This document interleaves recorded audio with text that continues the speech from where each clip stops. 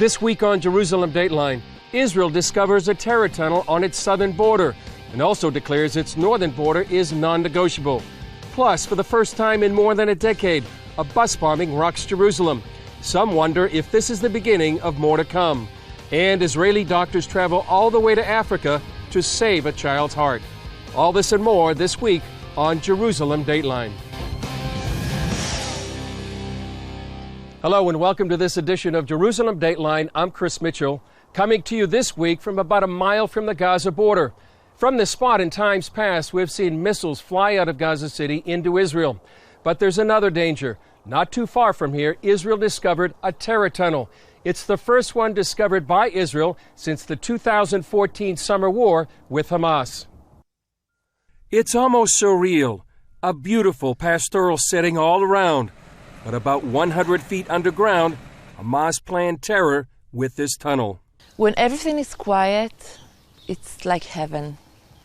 It's the most beautiful place in the world. But when it's not, it's terrifying. About a mile behind me, beyond these orchards, is the border with the Gaza Strip. About 60,000 Israelis live, work, and send their children to school in this area. The terror tunnel was found very close to this spot. Hamas says it wants to use these terror tunnels to infiltrate into Israel, murder Israelis, or kidnap them and take them back into Gaza. Sharon Calderon lives in Kibbutz Sufa, close to where the army discovered the tunnel. For more than 10 years, Hamas launched rockets across the border. Since the development of the Iron Dome anti-rocket system, Hamas terrorists have gone underground. When you have missiles, most of the time we have alarms, so you have 5 seconds to get ready. It's not a lot, but it's 5 seconds. The terror tunnels, we don't know. No one knows how many of these tunnels exist, but Israel says it's working to find them. We exposed a tunnel based on 4 core components: intelligence, technology, boots on the ground, and good engineering capabilities. IDF spokesman Peter Lerner said the discovery wasn't a big surprise, since Hamas has been boasting about the tunnels for some time. Reserve Colonel Atai Shelach sees the tunnel threat as tactical, not strategic. They can make some damage over there, but the image of this, it's more important than the damage, and they can succeed in this. Shelach says terrorist tactics have evolved, from hijacking planes in the 70s to missiles and now tunnels. Israel will find solutions, he said, but it will take time. It's like a marathon here. It's a long race between the Hamas and the IDF and the State of Israel. Chris Mitchell, CBN News, Kibbutz Sufa, on the border with Gaza. You know, when you're down here on the border with Gaza, it's beautiful countryside and often peaceful, but that peace is deceptive. The discovery of the terror tunnel brings back painful memories of that 2014 war with Hamas. Here's a look back at that turbulent time. The IDF released this chilling footage of the Hamas terrorists who infiltrated Israel. Israeli soldiers stopped the infiltration, but it's this kind of Hamas operation that presents a clear and present danger to Israelis along the border with Gaza. The tunnels are designed to infiltrate Israeli communities like this one close to the border. Gaza is just about a mile that direction, and some of these tunnels are more than a mile long, 60 feet deep, with multiple exits. It proves that Hamas has been planning this for a very long time. And I can't imagine anything more terrifying for the people who live there than the thought that suddenly the earth opens up, almost like a scene out of a grade B zombie movie. And the walking dead come out, except they're not dead, they're not walking, and they're armed with machine guns, anti-tank missiles, grenades, and a few thousand rounds of ammunition. That's why we had to do the ground operation. There was absolutely no choice. What country in the world would allow its people to be under that kind of danger? The first goal of Israel's ground campaign is to discover and destroy this elaborate maze of tunnels. This is footage of IDF soldiers discovering a tunnel inside a home and destroying the tunnel. Israel sees these tunnels as an enormous threat to its population. One tunnel started from underneath the Wafa hospital in Gaza, and several came from the neighborhood of Sajaiya, the scene of some of the heaviest fighting. In the past 2 weeks, Hamas terrorists made several infiltrations into Israel using these terror tunnels. And Israel announced Hamas prisoners told of a mega terror event planned for the Jewish New Year. About 200 Hamas terrorists plan to kill and kidnap hundreds of Israelis along the Israeli-Gaza border. Besides the threat that Israelis are facing here on the southern border, the people of Jerusalem are wondering if bus bombings may become a new part of the wave of terror they've experienced for months. The recent attack injured more than 20 and destroyed 2 buses. Moments after the explosion, police and emergency medical teams rushed to the scene of the attack. We're about 100 yards or so from the incident that took place, where one Jerusalem bus exploded and set a second bus nearby on fire. It took Jerusalem police time to determine exactly what happened. The facts are, there was an explosive device that went off inside a bus, and there are wounded people. There are many other subjects we need to investigate. I imagine that within half an hour, maybe more, we'll be able to definitely identify who laid down the device, who's behind it. We're hearing all sorts of claims of responsibility by groups for this incident. The attack represents the first bus bombing in Jerusalem in more than 10 years. One of the last ones, marked by this memorial, took place here in 2004. At the time, Palestinian terrorists frequently targeted buses, and Israelis hope Monday's attack won't be the beginning of a new wave of terror attacks against those buses. The attack also came as Israelis are preparing for the Feast of Passover. Meanwhile, Palestinians in Gaza passed out candy celebrating the attack. The Popular Front for the Liberation of Palestine called it a positive and important development of the Intifada. Chris Mitchell, CBN News, Jerusalem.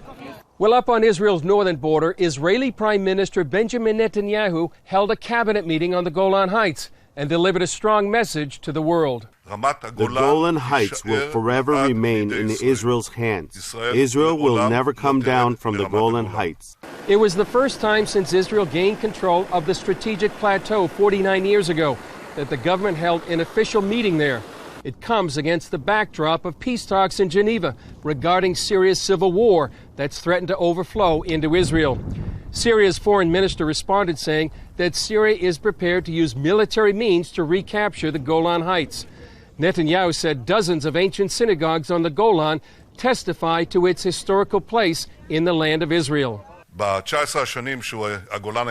the 19 years that the Golan Heights were under Syrian occupation, when they were a place of bunkers, wire fences, mines, and aggression, they were for war.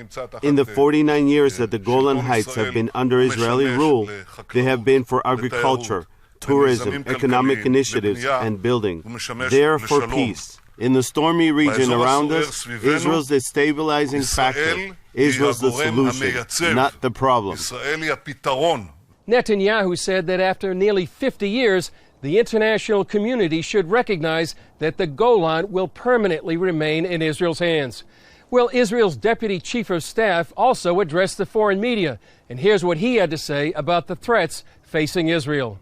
We can say that our enemies reach a new level of capabilities, and the meaning of that is that future wars are going to be much harsher comparing to anything we experienced in the last 20 years. Golan also told reporters even though ISIS gets more attention, Iran and its ambition to dominate the Middle East poses an even greater threat to Israel and the region. Coming up, even though Israel faces threats from all directions, Israeli doctors travel thousands of miles to save a child's heart. Despite the constant threat of war and terrorism, Israel has distinguished itself as a nation that reaches out to others in need. In our next story, CBN News Middle East correspondent Julie Stahl takes us to Tanzania, where an Israeli medical team with Save a Child's Heart is partnering with local medical staff to develop a life-saving heart treatment program. Dar es Salaam is the largest city in the East African country of Tanzania. This is the Cardiac Institute at the Muhimbili Hospital in Dar es Salaam. Tanzania has 50 million people, yet it's the only place in the entire country that performs heart surgeries. Last year, the Jakaya Koeti Cardiac Institute saw 25,000 patients and performed 270 surgeries. That's not nearly enough. Help is needed, and the Israeli organization Save a Child's Heart is answering the call by partnering with the Muhimbili Hospital. At the Wolfson Medical Center, doctors give their time to save a child's heart. Over the years, they've saved the lives of more than 4,000 babies and children from Africa, South America, Asia, and the Middle East. And there's more. For us, just bringing children to Israel, it's nice, it's important, but it's not as good as treating them here at home. Cardiologist Dr. Sagi Asa is one of 35 doctors and other staff who brought their talent and care to Dar es Salaam for a week-long mission. For the healing process of a child, it is as important as the surgery itself. To be in your environment, treated by your physicians, speaking your language. They performed 12 surgeries, 21 other procedures, and screened 125 children for heart issues. That number included 7-month-old Whitney. She needed surgery to separate the blood vessels to her heart. CBN News received a rare opportunity to document the surgery performed by the team of Israeli and Tanzanian doctors. And if not treated at the first year of life, that might be irreversible. And this patient would grow up and die miserably at the age of about 20 or so. Whitney's mom, Lydia Ahilanai, said she knew her daughter's case was uncommon.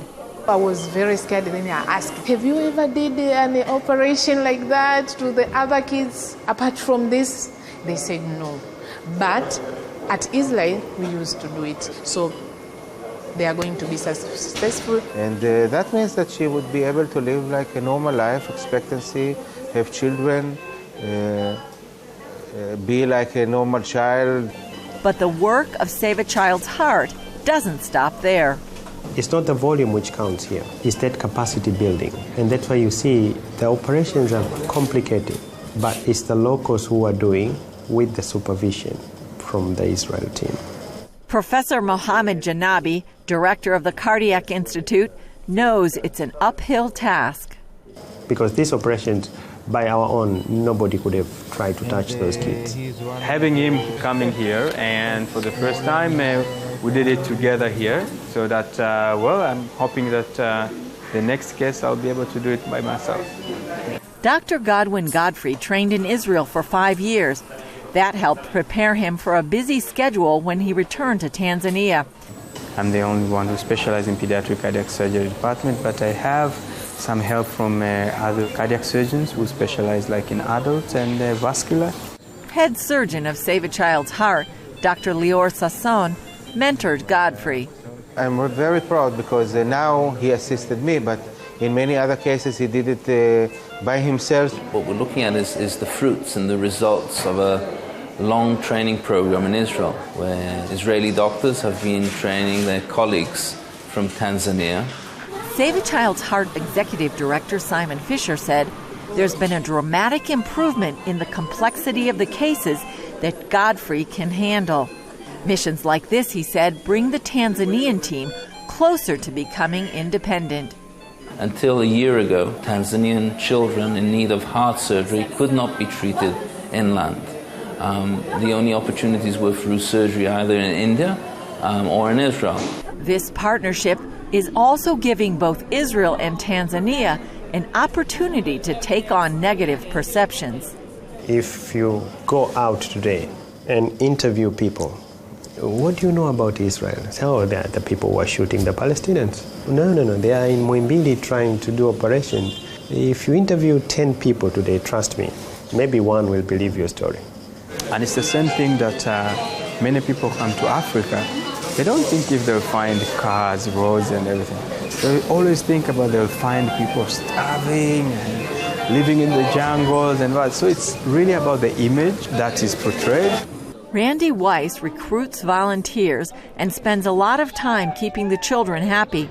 She hopes the good work done here and other places will help get the word out, not only about this organization, but Israel as well.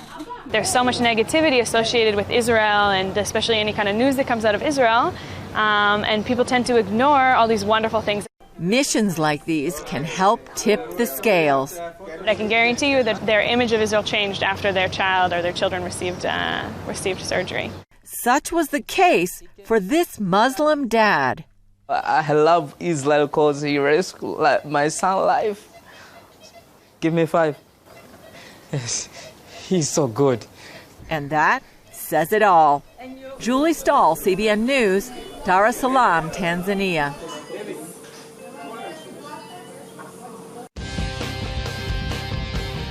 Coming up, learn more about an upcoming major conference highlighting the scourge of Christian persecution around the world. Later this year, a major conference on the plight of persecuted Christians around the world is being planned in Moscow. I sat down with Ken Barron, the Chief of Staff of Franklin Graham, and Ken Isaacs, the Vice President of Samaritan's Purse, to talk about this important event.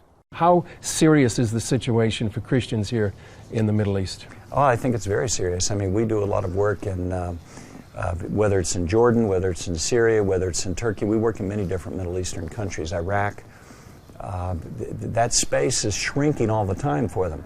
ISIS is sending a very clear and chilling signal when they line up 21 Ethiopians and cut their heads off. It means something. When they kidnap Christian women coming out of Assyria and put them into sexual slavery, when they execute the men in front of the family members, it means something. And there has been a mass exodus of Christians out of the Middle East, and this is where Christianity started. What I can say in the nearly 30 years that I've been working around the world is that over the last 10 years, 5 years, 2 years, I see this increasing speed of the fulfillment of prophecy. It's like a big river coming into a narrow channel and starting to pick up a lot of speed and intensity.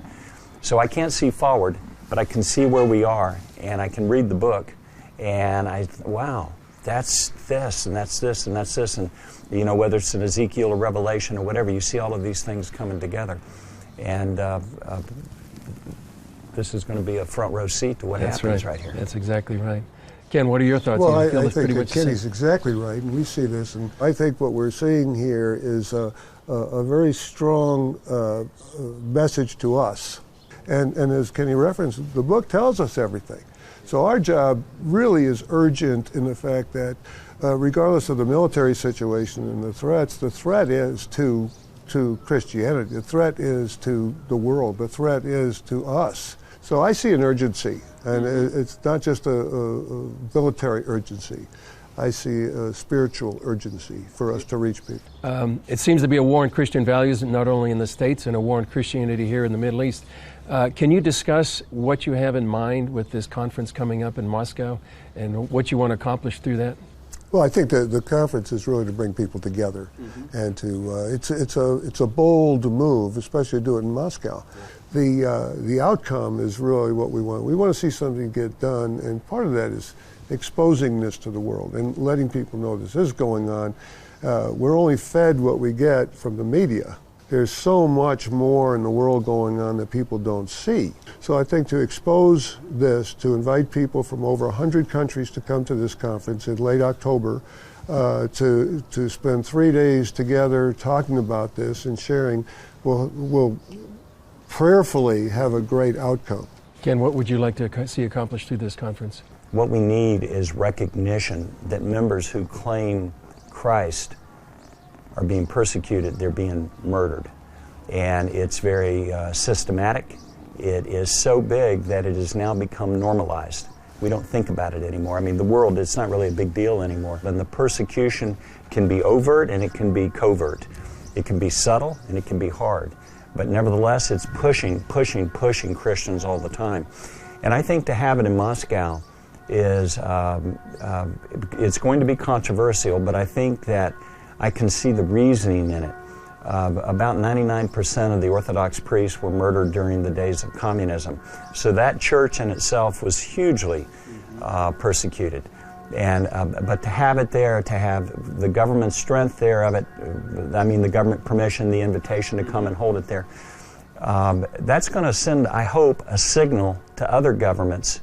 What's going on with Russia? What's Russia doing about that? And my hope is that during the conference in October in Moscow that we will be able to create a buzz. We will be able to identify and focus and amplify some of the issues that need to be addressed in a serious way. These are not some minority group issues. These are major world powers and momentums that are being created, and we need to find a way to protect Christians. Christians need a right of religion. Up next, Israelis and Jews around the world prepare for Passover and the Feast of Unleavened Bread. Israelis and Jews around the world are celebrating the biblical Feast of Unleavened Bread. It begins with the festive meal on Passover, where they retell the story of their miraculous escape from Egypt thousands of years ago. In Jerusalem and elsewhere, many Orthodox Jews symbolically burn the last bit of hametz, or leaven, in fires throughout the city just before the holiday begins. They'll eat unleavened bread throughout the 7-day holiday. It says in the Bible, it says in the Torah, that for 7 days to only eat matzah and not to eat any chametz. Symbolically, when the Jews left Egypt, they left in a hurry and they weren't able to make their bread. And so the Torah tells us many laws of exactly how it's done.